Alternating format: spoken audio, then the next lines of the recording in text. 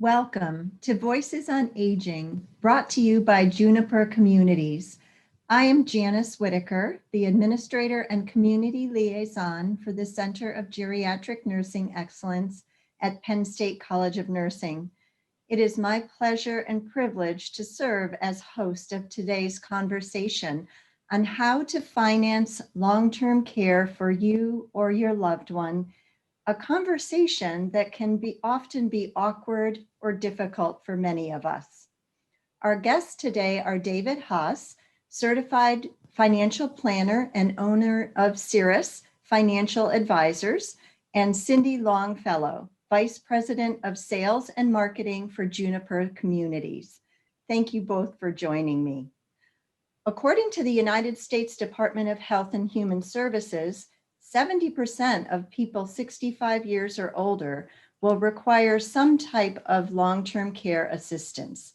Unfortunately, many people do not want to address this aspect of aging and therefore do not prepare for it financially. Today, we will discuss creating a financial plan to cover long-term care and what types of assistance, if any, are available. David, when you sit down with your clients, how do you begin the conversation about the aging process and affording long-term care if they should need it? Janice, I always make long-term care a part of financial planning when I have clients who are over the age of 50. And it's important that they have a plan for what will happen when one or both, and sometimes I work with people who aren't married, and that's even more of a difficult situation. But when they need long-term care or they need care, they need to have a plan for how they're going to get it and who is going to pay for it. When you're working with clients, do you find that most people are open to and follow the suggestions and recommendations you make? Or do they tend to avoid or delay financial planning for long-term care? It varies by client. Many of them are very cooperative because they see it as an issue. I work with them to find a solution that works for them, and it's not the same for everybody. When they are resistant, I basically show them that they're on the spend all their money and then go on government assistance plan. And because I'm doing cash flow based analysis, I really can show them exactly what that looks like. It's my understanding that there are several ways to help pay for assisted living and skilled nursing care: cash or private pay, long-term care insurance, the Veterans Aid and attendance benefit, and sometimes Medicare and Medicaid. Cindy, let's talk about Medicare and Medicaid, because I think many people believe this will cover their long-term care needs. No, you're absolutely right, Janice. A lot of people are surprised to learn that their Medicare benefit does not cover long-term care, whether in assisted living or at a skilled nursing level. Medicare basically, even when you're living in a senior housing situation, continues to cover the exact same things that it covers while you're living at home. Things like physicians and specialists, your medications, physical therapy, occupational therapy as needed, and so on. But it does not cover the cost of day-to-day care. The only exception to that is if someone has surgery, an accident, an injury, or a complex medical condition that requires skilled rehab and nursing care. Then Medicare provides for 100 days annually of benefit payments. Once that 100 days is gone, you've exhausted that particular benefit. Well, this is very important to know. What about Medicaid? Will Medicaid pay for long-term care? Yes, it absolutely will, as David has already alluded to. the caveat with Medicaid is that it really is a government assistance program meant for folks who are below the federal poverty level. So what that means in 2021 for an individual is that they must have an income of less than $12,880. And for a family of two, it's less than $17,420. So obviously, this leaves most people in the situation of needing to find a private pay option. So David, couldn't an older adult just give away all their money to their children or grandchildren and then go on Medicaid? I do get asked this question quite a bit, and people often want to do this, but the answer is yes, but. Yes, they can do it, but there's a 5-year look back period for Medicaid. So Medicaid is going to grab back any assets that get transferred, or they're simply going to make you ineligible for Medicaid for a certain period based on the assets that you've transferred within the 5 years. So it's really best to talk to an elder care attorney to do Medicaid planning, to properly plan for giving away your assets well prior to the time that you need care. So David, what are the ways someone could pay for long-term care, in addition to some of the things we've discussed thus far? Well, there are actually a number of ways of paying. For some people, they might have a pension or annuity income. The pension or annuity income may be enough to pay for the long-term care that they are required. My mother-in-law was a teacher, and she unfortunately needed long-term care, and her pension money from being a teacher was sufficient when she sold her home to pay for that long-term care, no problem. But you may be paying from your savings or investment assets. If you're wealthy enough, you can afford to pay and still leave a legacy. You can also pay using long-term care insurance. That is an option for some people. And then unfortunately, the last option is Medicaid, which we've already discussed a bit. Mm-hmm. So what are your thoughts about long-term care insurance? Is that one of the really viable answers? It's a little bit less viable than it used to be, unfortunately. I actually sell long-term care insurance, and for some clients, it's the right answer, but it can be very expensive. Unfortunately, a lot of the insurance companies underpriced the policies early on, and now they have to raise rates, and the coverage on the new policies is not that good, and the rates are much higher. So as just a ballpark example, 55-year-old, if they bought a really good long-term care rider on a life insurance policy, which is the way a lot of these policies are being sold now, that might cost between $6,000 and $8,000 a year per person. Right. So what is a person or their grown children to do? How should they begin planning for the possibility of paying for long-term care? They really have to plan early. They have to have the conversation with their children. Children who always assume that they're going to be getting assets, they need to, the parents need to let them know that they may not be getting assets depending on the situation with long-term care. An elder care attorney should be involved.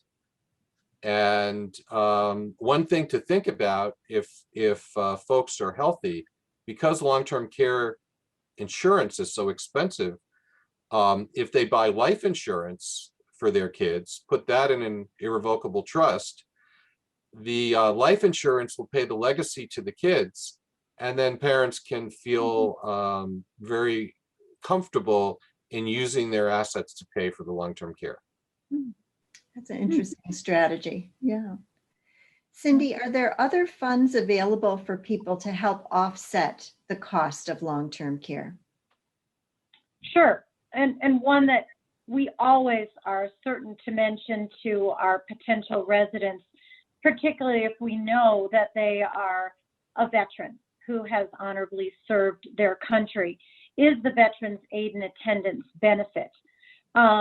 Benefits range from about $14,900 per year for a surviving spouse to a little over $23,000 a year for that veteran themselves, and up to as much as $27,500 for a couple. So it can be a significant benefit. Not unlike Medicaid, there are some assets and other caveats that go along with the process of applying for and receiving those aid and attendance benefits. But the Veterans Administration offices in most states do have a resource officer available to help families sort of sort through that process. And also, I shouldn't forget to say that there are some private companies out there that will do the application process for you for a flat fee. Yeah, well, certainly the veterans benefits is certainly a significant benefit not to be overlooked. And are there any other resources other than what you've mentioned thus far that either you or David could share with our audience?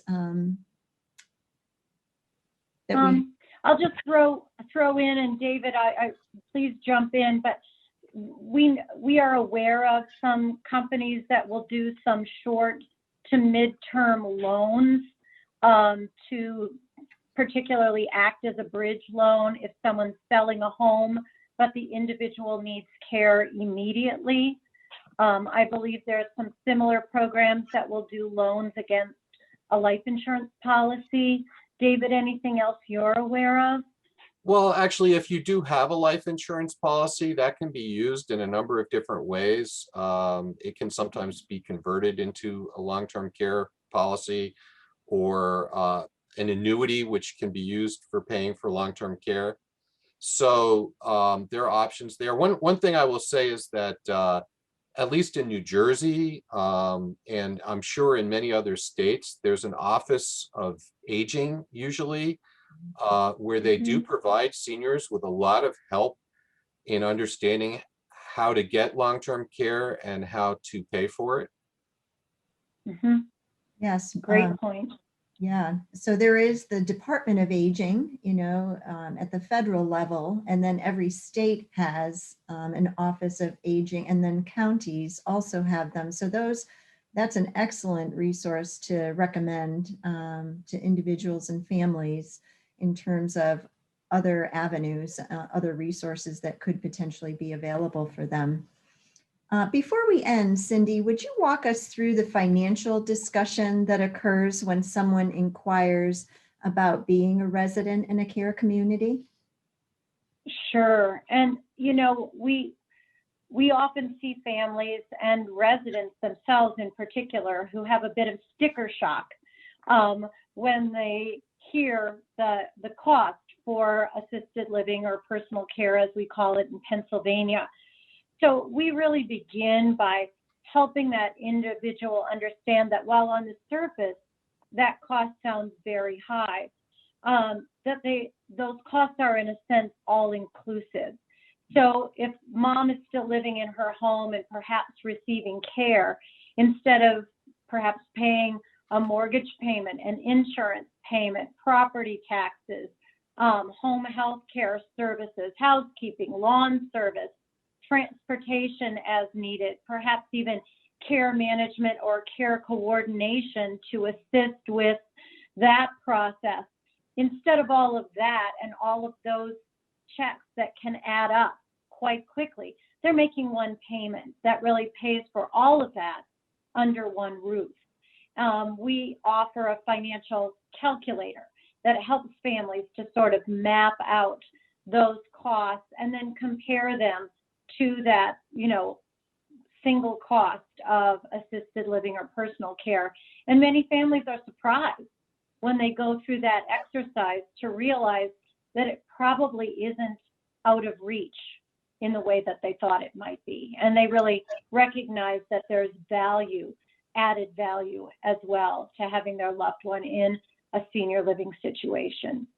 So David, I'm aware that some older adults have been paying for a long-term care insurance policy for years and then have been asked by the company to revise that policy to make different selections that are available to them.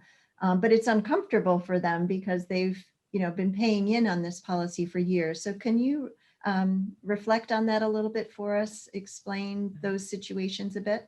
That is a very unfortunate situation. So when long-term care insurance was first developed in this country, the insurance companies really mispriced the policies. They were priced much lower than what they need. The policies are protected from having their rates be increased unless they're all increased because the insurance company can prove to the commissioner of insurance in each state that they need to raise the policy. They need to raise the premium in order to pay for the policies. And unfortunately, that's what's been happening. It's what you do really depends on what the company is offering. In some cases, it might make sense to just pay the premium and realize that you're getting good coverage and you might be needing it. In other cases, maybe you want to essentially buy it down and get a lower level of coverage for a lower premium. So what you would do is really an individual thing for each person. And I would imagine consulting with someone like you would be a valuable thing during that situation. Yes, absolutely. You want good advice. Yes, yes. So many of us have heard of the concept of a reverse mortgage. Can you tell us a little bit about how that might play into the aging process and being an older adult and potentially needing to pay for long-term care? Reverse mortgage is actually an excellent tool for providing funds while you are retired and while you stay in your home. So you can think of it as a way of essentially paying the expenses of staying in your home, but having your home pay you those expenses so that you don't have to pay. The reverse mortgage can pay taxes and insurance and all those sorts of expenses. But unfortunately, once you vacate the home after a certain period of time, which is relatively short, I think it's 6 months, that home has to be sold to pay the mortgage. So the home is then not available for leaving to the kids or for anything else. You do get whatever equity is left, but so there's some disadvantages to the reverse mortgage. If you need it, you need it, but I'm not sure that it's really a way of paying for long-term care. So Cindy, when an older adult moves into assisted living, are there any financial advisors or supports or resources available to help them when they're a resident in your community? Sure. Certainly during that process of looking at senior living, assisted living, we are not financial advisors at our communities, but we can help them to compare costs between their current living situation and assisted living. We often make referrals to individuals like David to provide that more detailed information and direction that they might need. Corollary to that, if we have an individual looking at our community who either has a diagnosis of dementia or we suspect during the course of our assessment and so forth and visits with that individual that we suspect may have dementia, if there is not someone who is designated to assist that individual, like financial power of attorney or even a trusted advisor, we will often seek that assistance on their behalf. We certainly want to be sure that whoever is inquiring about senior living, housing, and services is able to access the information they need to make a correct decision. Yeah. I would imagine that any older adult, whether they have a diagnosis of dementia or are showing any evidence of cognitive decline, that it would be important for each one of us to have a financial representative of some kind designated, so that if our condition changed in any way, we would have someone be able to advocate, on our behalf in terms of finances. Mm-hmm. And it's interesting that today, compared to when I started in senior living a very long time ago, most people do have that in place today. 20, 25 years ago, that was not necessarily the case. We saw, I would say, a larger percentage of folks who would come into our communities who had not yet thought about either medical or financial powers of attorney. It's the rare case now. Yeah. Well, I want to thank you both for joining us today to discuss this very difficult but very important topic of financing long-term care. This is certainly something we should be giving a lot of thought to well before we need to use it. So thank you for your time today. Thank you for inviting us. Yes, thank you so much, Janice and David.